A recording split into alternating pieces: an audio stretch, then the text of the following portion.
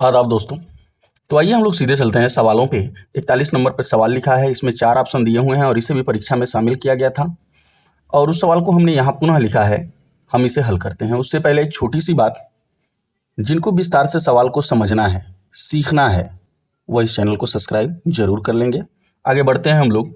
हमने आपको बताया है कि इस तरह के सवालों में अगर कहीं ब्रैकेट लिखा हुआ हो तो सबसे पहले हम ब्रैकेट को हल करते हैं। तो उसके पहले जितने भी पद हैं उन सभी को जस का तस हम ऐसे ही लिख लेते हैं, यानी 6 - 6 डिवाइड बाई 6 इंटू 6 प्लस। तो इस ब्रैकेट के अंदर आप देख रहे हैं कि एक भाग और एक का दिया है। तो सबसे पहले हम का को हल करेंगे। 6 का गुणा 6 में कर लेंगे। 6 का गुणा 6 में 36 होगा और यहाँ पहले इसको लिख लीजिए 6 भाग 36। कोष्टक को बंद कर लीजिए। गुणे 6 माइनस, अब देखिए इस कोष्टक में हम हल करेंगे तो ये सबसे पहले संयुक्त भिन्न में लिखा हुआ है, यानी मिश्रित भिन्न में लिखा है। तो सबसे पहले इसे विषम भिन्न में बदलेंगे, यानी 3 3 का 9। यहाँ से इसका गुणा करते हैं और इसको जोड़ लेते हैं। तो 3 3 का 9 और 9 2 11। 11 बटा आपको मिला 3 भाग 1 बटा 30, सॉरी 11 बटा 30 का 2 बटा 3। कोष्टक बंद कर लीजिए, भाग 5। अब यहां जरा आप देखेंगे, हम इस कोष्टक को हल करेंगे तो उसके पहले सभी पदों को लिख लीजिए, यानी 6 - 6 भाग 6 गुणे 6 धन। तो यहां आप देख रहे हैं कि ये जो भाज्य है वो कम है और भाजक ज्यादा है, ठीक है। तो हम इसे भिन्न के रूप में लिख लेते हैं, यानी 6 बटा 36 हो जाता है। गुणे 6 माइनस, अब इस ब्रैकेट के अंदर आप देखेंगे सबसे पहले आपको का हल करना है तो 11 बटा 3 वैसे ही लिख लीजिए, भाग। अब यहाँ कुछ लिखने से पहले पहले यहाँ देखेंगे आप काट लेंगे। 2 एकम 2, 2 15 30 हो जाएगा और कोई किसी से कटने वाला नहीं है तो हम मल्टीप्लाई कर लेंगे। 11 एकम 11 हो जाएगा यहाँ, बटा 15 तिया 45। कोष्टक को बंद कर लीजिए, भाग 5।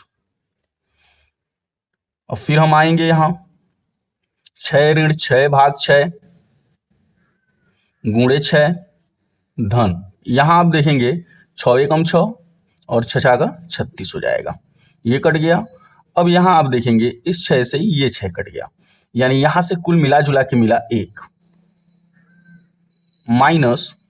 अब हम इस ब्रैकेट को हल करेंगे तो ब्रैकेट को हल करने के लिए पहले इसी के अंदर 11 बटा 3 लिखिए और भाग को गुणे में बदलिए और भिन्न को पलट दीजिए, यानी 45 बटा 11 हो गया। ये कोष्टक को बंद कर लीजिए। अब देखिए यहाँ 11 से 11 कैंसिल हो गया, 3 एकम 3 और 3 एकम 3, 3 पचे 15, यानी 15 तिया 45, ये कट गया, भाग 5 यहाँ लिख लीजिए, यानी यहां से कुल आपको 15 मिला है।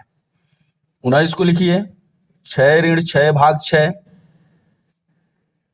गुणे 6 धन 1 माइनस। अब यहां से 15 मिला है तो उस 15 को यहां लिख लीजिए, भाग 5। अब हम इन सभी में भाग करेंगे हल। तो 6 ऋण 6 का भाग 6 में एक बार जाएगा, 1 लिख लीजिए यहां, गुणे 6 धन 1 माइनस 5 तिहाई 15, 3 बार जाएगा।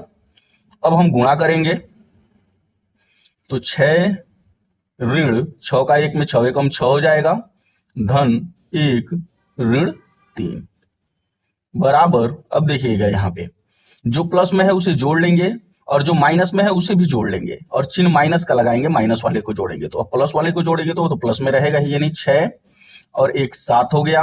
अब देखिएगा ये 6 माइनस में है और 3 माइनस में है, तो दोनों को जोड़ेंगे तो माइनस में 9 मिलेगा आपको।